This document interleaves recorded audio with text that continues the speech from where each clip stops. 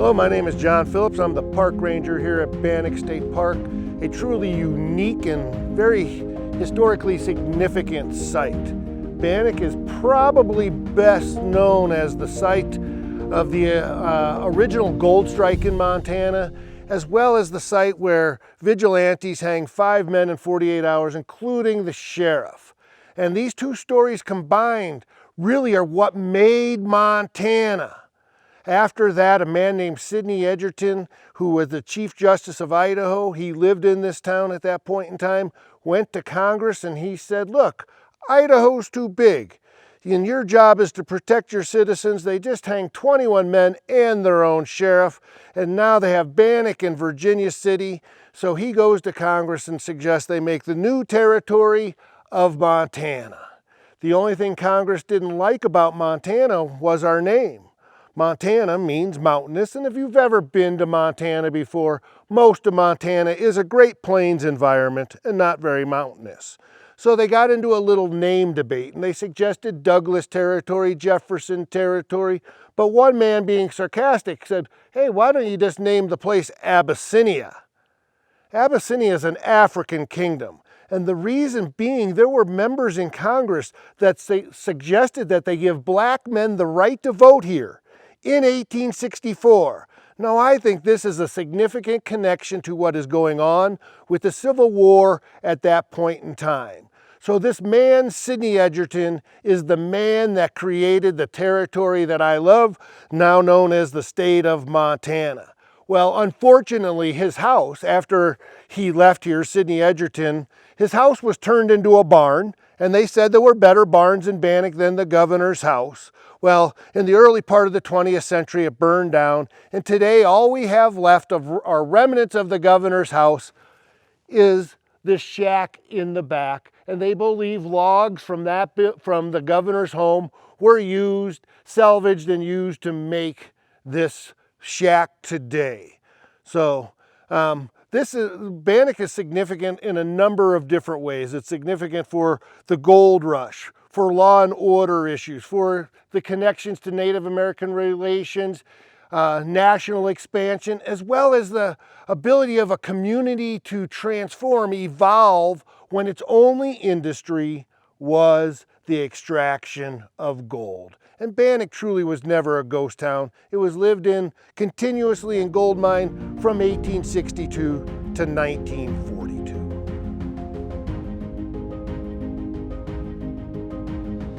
Here I stand along the banks of Grasshopper Creek, where John White and a party of men from Colorado first discovered gold, the first significant gold strike in Montana, in July of 1862. Little did they know that some 60 years before them, Lewis and Clark had already named this creek after a man named Alexander Willard.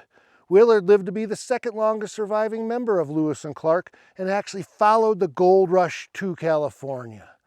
And before any of this ever happened, the Native American people did roam this area, and particularly the Bannock and the Shoshone, and we are named after the Bannock tribe, B-A-N-N-O-C-K. The post office made a mistake, replaced an O with an A, so then we became known as Bannack City or Bannack City.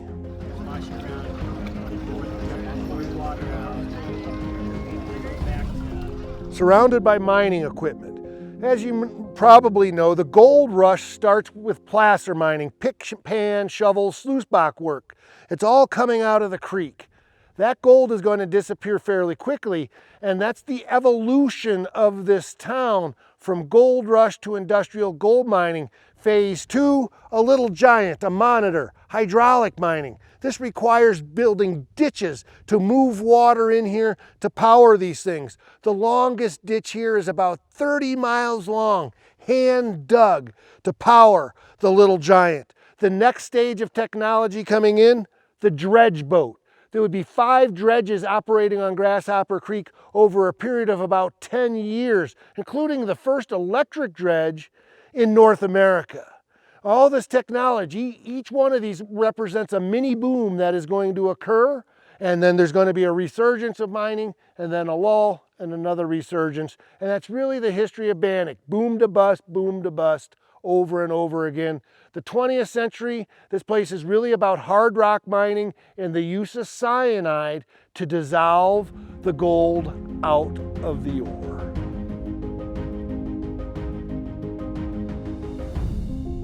Well, I stop off at this building, and it's really one of my favorite buildings because in this building alone, you can see the evolution of this town. You can see where the original front door was behind me. And you can see over here on this chimney that it wasn't in use anymore because they built the eave over the chimney. And when your only industry is the extraction of one natural resource, that means your community is prone to boom and bust cycles. And that's exactly what happens to Bannack. It booms in 1862. We go into a lull, and we're going to boom with new technologies like dredges being introduced here. But this house, you can see all that, the original log building and then the frame building behind it. I call it the house of funky wallpaper today. There's a roses room, a lilac room, a magnolia room, and a cowboy room all going on in here. And this was still a summer house until the 1970s.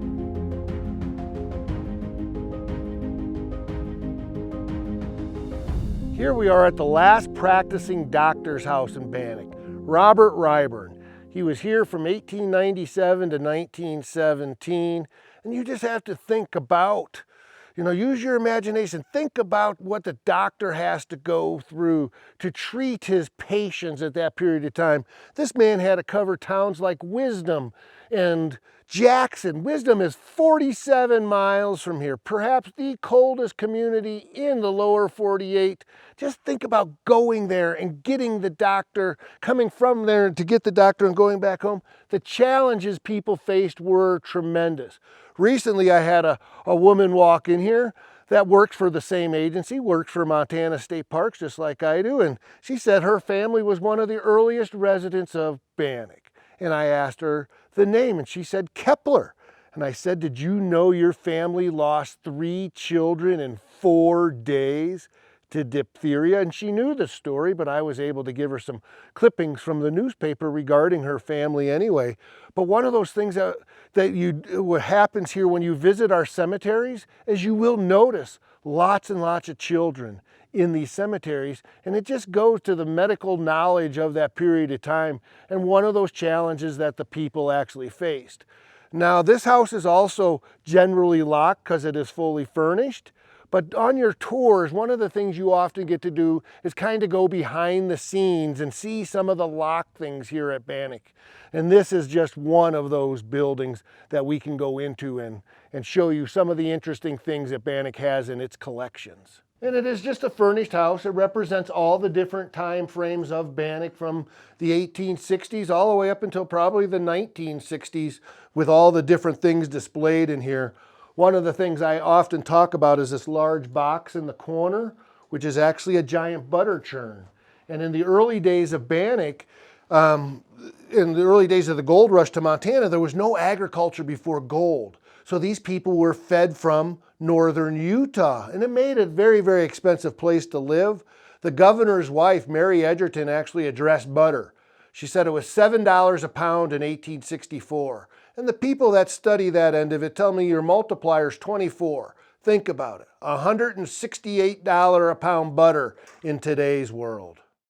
A couple years ago, I received a call from Sheridan, Montana, and a man there described, he said, I have a bed frame from Bannack. And literally it is marked Bannack on the side. And then when we learned the story of how his family had bought this at an estate sale, we know where this bed was originally in another house called the row house further down. But it is nice to be able to get original pieces of Bannack back.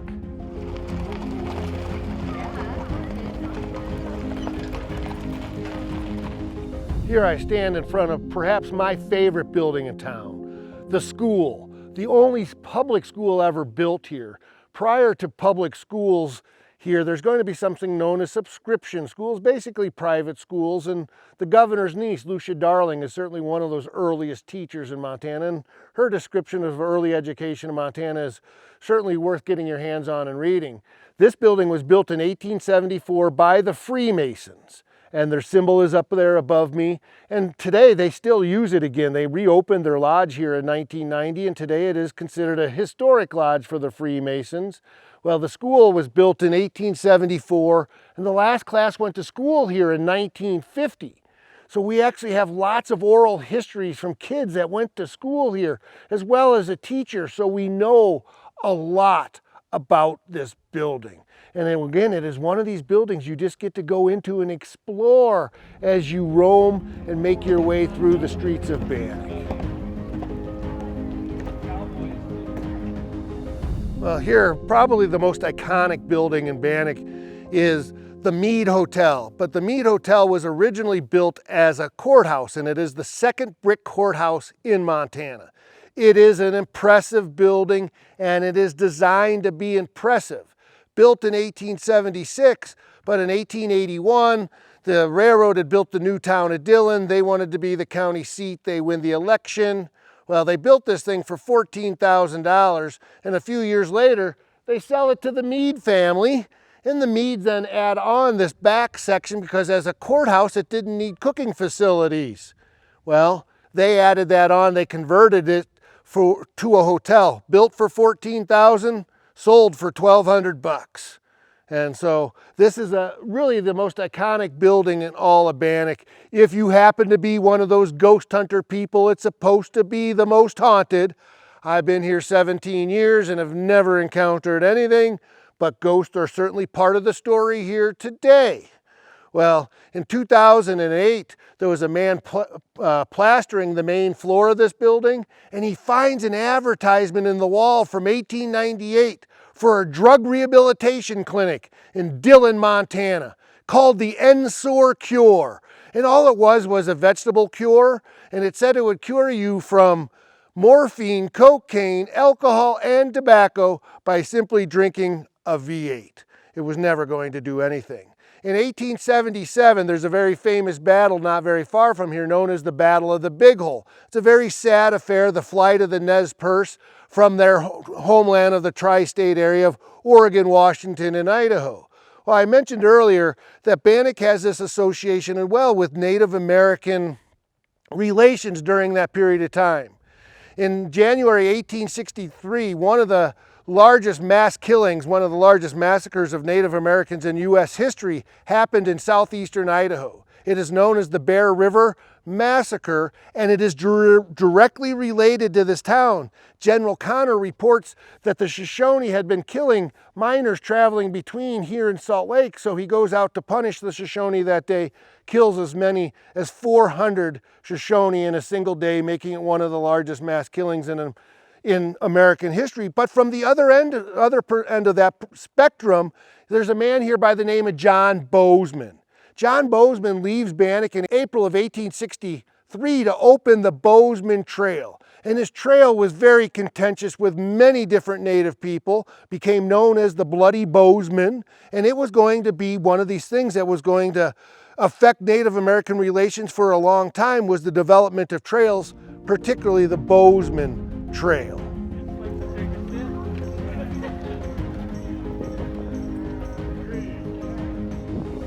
Here we have stepped inside the only remaining saloon in Bannack, and I think it's a good place to talk about law and order and perhaps the most lethal example of vigilante justice in American history.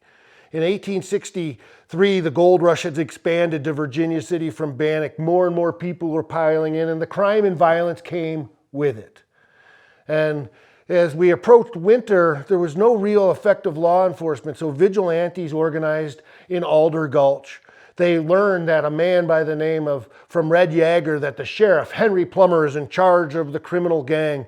And they rush over here on January 10th, 1864. They hang the sheriff and the two deputies. The next day they hang John Wagner. The next day they actually blow up a man's house, Joe Pazanti's house, with a cannon.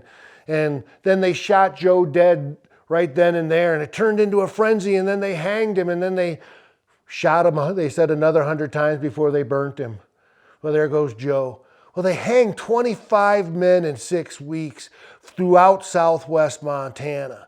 And literally, I think the Saloon is a great place to tell that story, because certainly alcohol is going to play a role in the crime and violence that exist in the gold rush. But for this year and a half, 2 years, Bannack is the center of the Wild West. The gold is here, the people are flocking here, and the Saloon is a great place to tell this portion of the story. There was a woman here named Emily Meredith. Emily wrote something to the effect, twice as many men would have died here last winter if they didn't drink so much. What she is telling you is that drunk men don't shoot straight, but there is, the bullets do land someplace, and there's often unattended victims of a gunfight. And I should just mention that perhaps that there's this one guy named George Ives, and George had a really bad year. George got shot in the groin in a drunken gunfight in Bannack. It was only a flesh wound. He gets better. He follows a party of men to explore the Yellowstone River and gets shot in the hip by Native Americans. Makes it back to Bannack, follows the gold rush off to Alder Gulch to Virginia City, and there he is hanged for the murder of Nicholas Thibault. That was the last straw. At that point, the vigilantes are in place, and this whole spree of hanging 25 men in 6 weeks would ensue.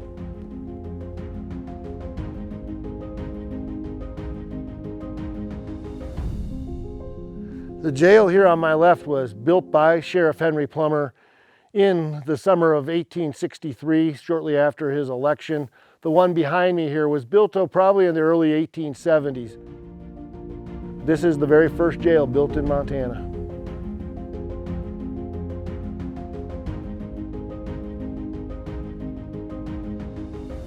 Here we stand in front of a replica of the Gallows, and the Gallows are periodically rebuilt because every other January we hang 3 men in commemoration.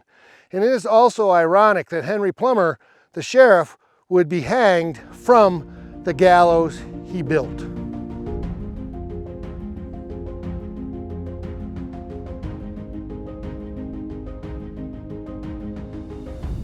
Out behind me here are some really tiny little cabins, and we call them bachelor's cabins, not because a single man lived there, but a group of single men would live in one of these little shacks. One man described building a house 9 feet by 12 for 4 men to live in it. But when you think about the gold rush, they're only trying to get by. They're living in tents, wagons, and little tiny shacks like the bachelor cabins behind me, compared to the mansion over here to my left. Here I stand in front of the Rowe Graves house. William Rowe was a very successful butcher, banker, miner, did just about everything. But when you see this house, this massive house, it really doesn't represent the gold rush. It represents a phase afterwards. Just like the school, the church we're going to visit next, these represent a period of time when more women and children are coming into this community, and so things got bigger. This house has 7 exterior doors.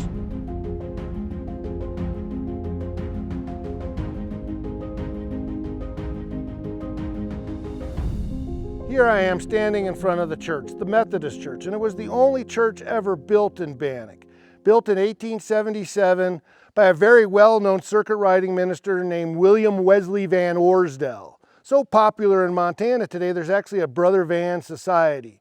Now this was built in 1877. There were certainly circuit riders before him here, but this was the only church ever built and dedicated for such purposes. Once again, this really represents this transitional period, this evolution of a town from gold rush to an industrial mining town, more women and children, more stability in the community. Here at Bannack State Park, the buildings are the star. Most of these buildings are open. You can explore them and see the layers of life, the wallpapers, the linoleums, and see the evolution of the building from gold rush to industrial gold mining town. It is a great place to come and explore and let your imagination roam. Come and join us at Bannack State Park.